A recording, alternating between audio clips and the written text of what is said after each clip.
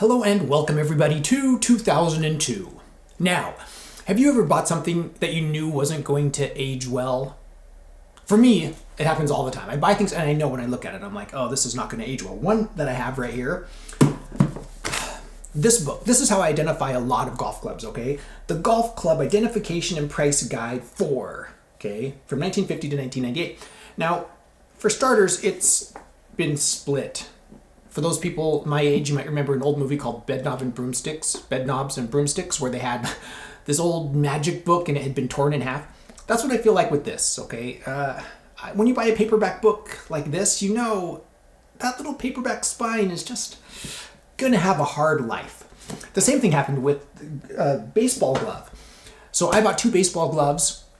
Around the same time, I bought a Mizuno, and it was like 20 bucks. It had a plastic lining, like, you know, that like fake leather plastic lining. It had some leather on it. And then I bought this. Okay, this was like a couple $100. It was like $178 with tax. It was like near 200. So all leather lining on the inside, leather. And this thing has lasted through. The Mizuno's been thrown away. This is fine. This is still, I still use this to play catch with my son, okay? Speaking of Mizuno, let's talk about stainless steel clubs. In 2002, it was very trendy. It was a huge TaylorMade fan. And they had RAC, oversized, all sorts of tungsten weights and big, huge clubs like this. TaylorMade was making huge stainless steel clubs at the time. That was their specialty. And this kind of fit in that mold. But how well did the stainless steel irons of the early 2000s, how did they age? Let's go have a closer look at the review table and we'll make a decision. Pretty easy to recognize, as it says Zoid right here with the model number MX15 Mizuno. This huge undercut cavity right here. You can put at least two poker chips back there. You can need some extra swing weight there. Mizuno right here near the sole on the aft portion. And then we have the number right here. Look at how they've radius to this trailing edge right here. As we move to the toe profile, you can see very normal shaped iron as it flares out towards the sole. The top is rather squared off. It has a very stainless appearance to it at address. The grooves, very no nonsense, no flourish, no decoration here. Mildly rounded toe for a 6-iron. Hosel is fine, plain black ferrule, which is what I like. We move up the shaft. This is a light regular shaft. You can see the Mizuno branding right here. It didn't come factory with this right here. I put that on, but it did come from a fitting cart. What? It's the fitting cart. Standard. And the Mizuno Tour Velvet style grip right here. A fitting cart beauty. Let's get this out on the range and see how it feels.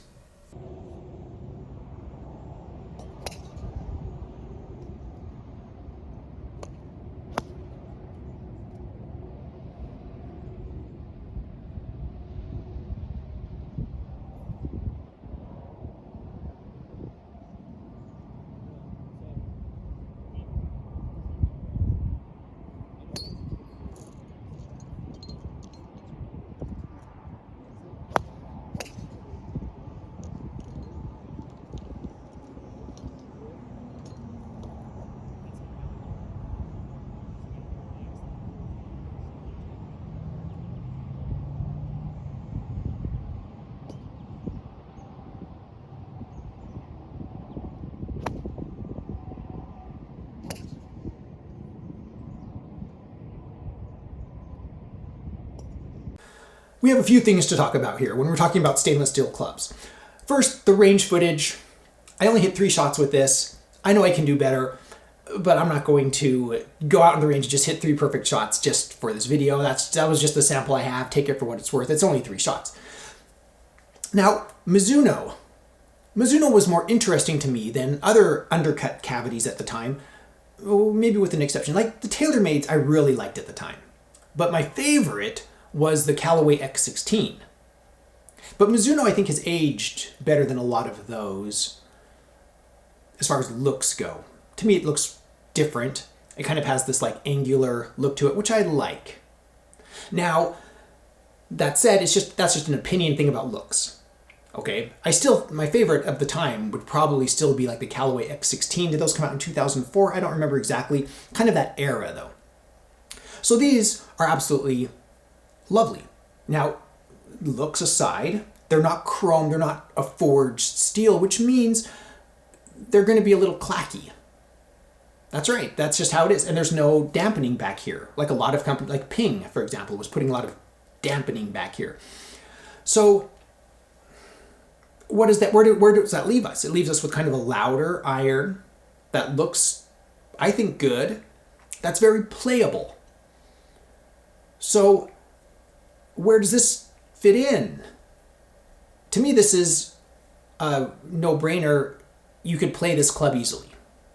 So your buddy is like, let's go get some clubs and let's go to the range and play some golf, in the couple, I'll help you, and you find some of these on eBay for, a reasonable price, under $100. I don't know what price is always subject to change. Whatever you can find a set of these for, and these would be great. These would be a great introductory iron set.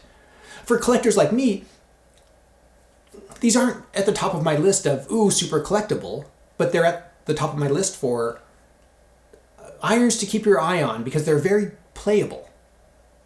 They're not intimidating to play. I'm not worried about, it's a stainless steel. Oh, look, there's a little scuff right here. Oh no, is it going to rust through? It doesn't matter because it's stainless. It's solid, a big chunk of stainless steel. You can hit this off the cart path all you want. I said GART, like golf, cart, path, GART, path. That's where I was going with it. Either way, to me, this is a really good performing iron, a good looking iron, maybe not even on the radar for a lot of collectors. Mizuno Zoid MX-15 undercut cavity irons. Let me know your thoughts. Good. If you enjoy this content, you can join us on Patreon. You can get credit if you want. I always ask my patrons, I message them each individually, hey, would you like credit? Some like it, some don't. And it's just general support, so I post a few updates on there.